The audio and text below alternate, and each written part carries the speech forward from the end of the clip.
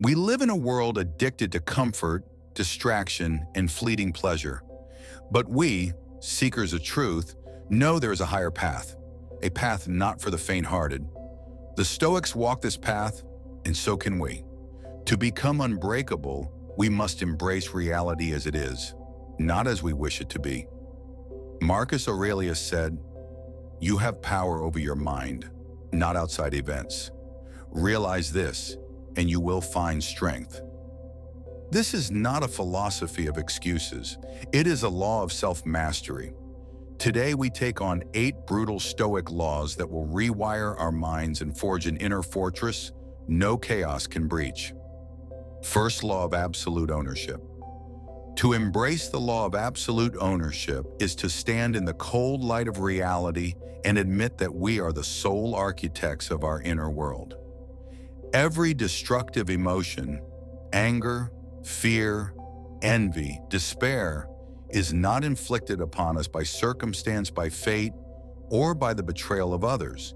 It is born within us, in the fertile soil of our own minds. Seneca warned, "We suffer more often in imagination than in reality." The majority of what we agonize over exists solely as thought, a phantom of our imagination. A true Stoic cultivates the relentless habit of examining the origin of each feeling, tracing it back to a choice, a judgment, a perception that we alone have made. We must not shy away from this responsibility, for avoidance is the seed of weakness. Society teaches us to blame, to point fingers at culture, leaders, friends, or lovers. But Stoicism demands the reverse, a brutal confrontation with ourselves. If a colleague insults us, it is not the insult that wounds. It is our mind's acceptance of its power. If fortune turns cruel, it is not fortune itself that destroys us. It is our attachment to outcomes and our resistance to nature's flow. External events are indifferent. They are neither good nor evil. Only our judgments render them so. Epictetus reminded us, "It's not what happens to you, but how you react to it that matters." To master this law, we train in self-observation. When anger rises, we pause, dissect, and strip it to its origin. When envy surfaces, we ask why, tracing it to our own desires and illusions. Every temptation to complain or to lash out is met with the question, is this mine to own, or am I surrendering my power? In doing so, we build immunity to chaos. We no longer drift like leaves in a storm. Instead, we stand rooted, sovereign over our thoughts, unshaken by the external world. This law does not promise comfort. It promises strength. It is uncomfortable because it forces us to face ourselves fully, without excuses. Yet, in its rigor lies freedom. For when we claim absolute ownership of our minds, nothing external can harm us. Every attack, every betrayal, every loss becomes a tool for sharpening virtue. This is Stoic mastery. The mind is both the battlefield and the prize, and true freedom belongs to those who refuse to surrender it. Second law of impermanence. The law of impermanence demands that we recognize the fundamental transience of all things. Nothing endures. Wealth fades, beauty decays, loved ones depart, empires crumble. Marcus Aurelius wrote, "Loss is nothing else but change, and change is nature's delight." To resist impermanence is to wage war against reality itself. Every attachment, every grasping at permanence creates suffering. The Stoic sees the inevitability of decay not as a threat, but as a truth to embrace, a lens to sharpen perspective. If we cling to relationships, we invite heartbreak. If we cling to possessions, we invite despair. If we cling to identity, we invite delusion.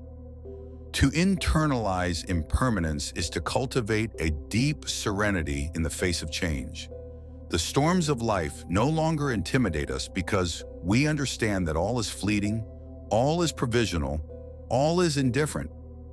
Yet this is not cold detachment, It is clarity. It is the clarity to love fully without losing oneself, to act with purpose without grasping, to endure pain without succumbing to bitterness. The Stoics teach us to rehearse impermanence daily. We remind ourselves that every moment, every encounter, every breath is borrowed, that death and misfortune are natural companions on this journey. Epictetus said, "He is a wise man who does not grieve for the things which he is not, but rejoices for those which he has." By accepting impermanence, we harness an inner freedom no calamity can violate.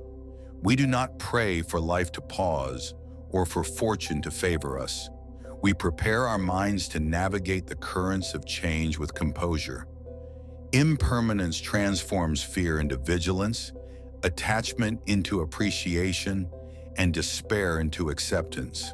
It is the crucible in which resilience is forged.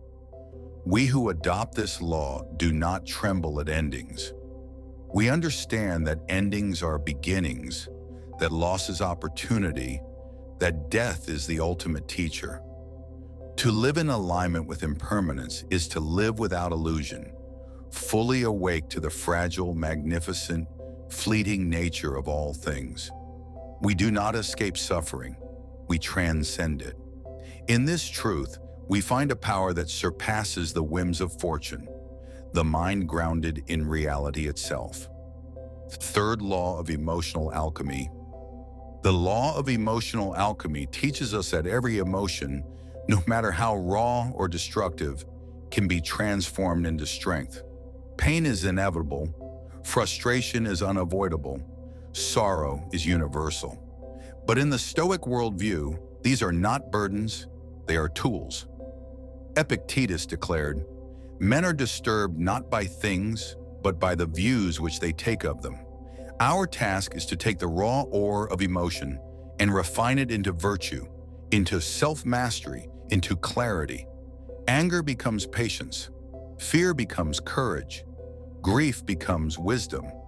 The Stoic does not suppress feelings. We confront them, dissect them, and redirect them. The temptation to escape discomfort is strong, for nature itself seeks ease. Yet comfort is a shackle and avoidance is weakness. Every trial is an alchemical reaction waiting to happen. Adversity is the fire, our perception is the catalyst, and the resulting strength is the gold. Marcus Aurelius reminds us that the impediment to action advances action. What stands in the way becomes the way. Emotional alchemy is precisely this, the deliberate conversion of suffering into agency. When disappointment strikes, we ask not how to avoid it, but how to use it. When anger rises, we interrogate it. Why does it exist? What desire or expectation does it reveal?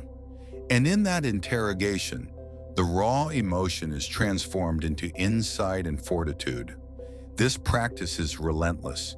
It is uncomfortable. It is a daily battle and many will flee it, retreating into distraction, addiction, or denial. But we do not flee. We embrace the friction of life, the fire of feeling, the storm of circumstance. We emerge tempered, like steel forged in flame. Emotional alchemy grants the Stoic a paradoxical freedom. We remain human, we feel deeply, but we are never enslaved. Pain becomes a teacher. Adversity becomes a laboratory. The soul grows resilient, not in the absence of hardship, but precisely because we engage it with discipline and purpose. We do not pray for peace, we create it within. Through emotional alchemy, our inner fortress rises, and the world, chaotic, cruel, unpredictable, finds no purchase over us.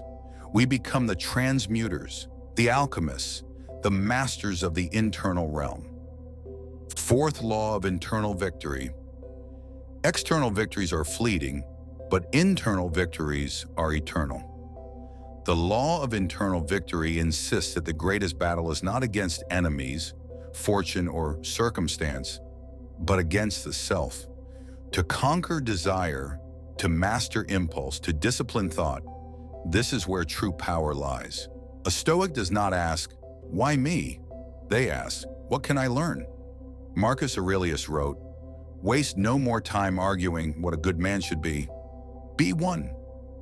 Every temptation resisted, every anger quelled, every fear confronted is a triumph invisible to the world but undeniable within. We train to stand resolute amid chaos, calm amid turmoil, composed amid cruelty. Life will present slights, betrayals, and disasters. Those who chase external victories will stumble, enslaved by fortune's whims. We, however, focus on the internal battlefield. Each morning, we review our intentions. Each night, we examine our actions. Every day is a contest of the mind against distraction, desire, and weakness.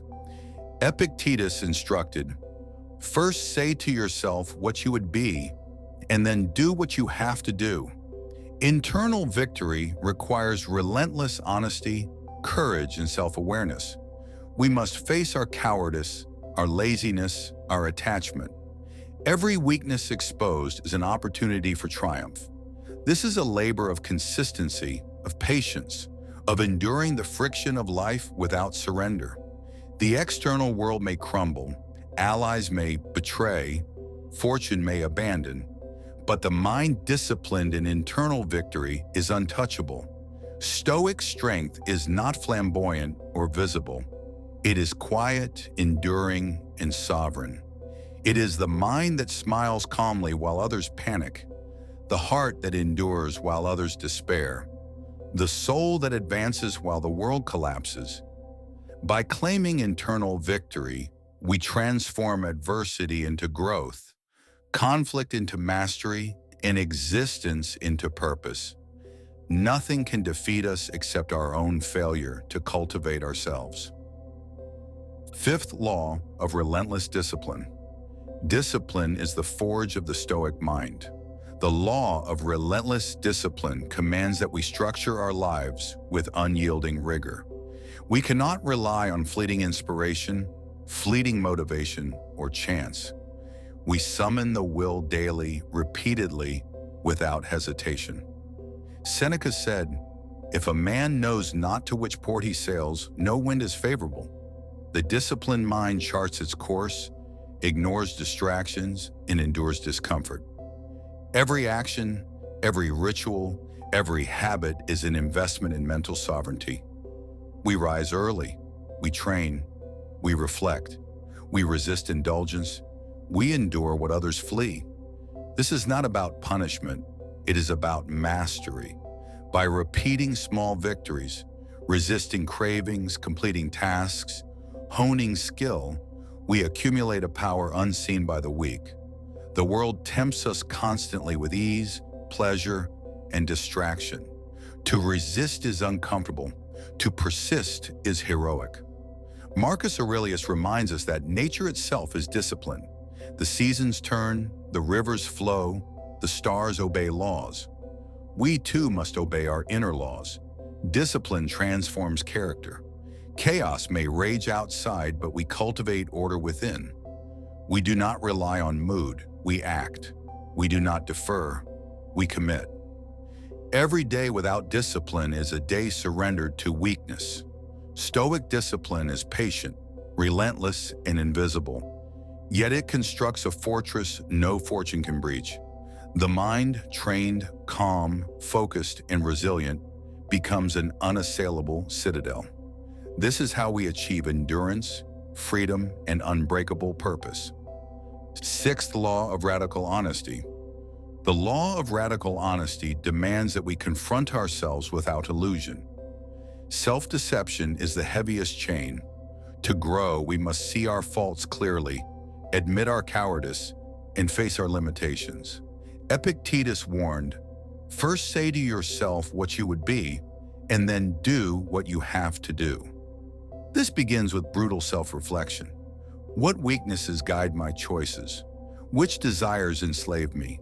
What lies do I tell myself to avoid discomfort? Stoic honesty is not confession for comfort. It is confrontation for power. By stripping away excuses, we reveal the core of our character and address it with relentless effort. Every rationalization discarded is a victory.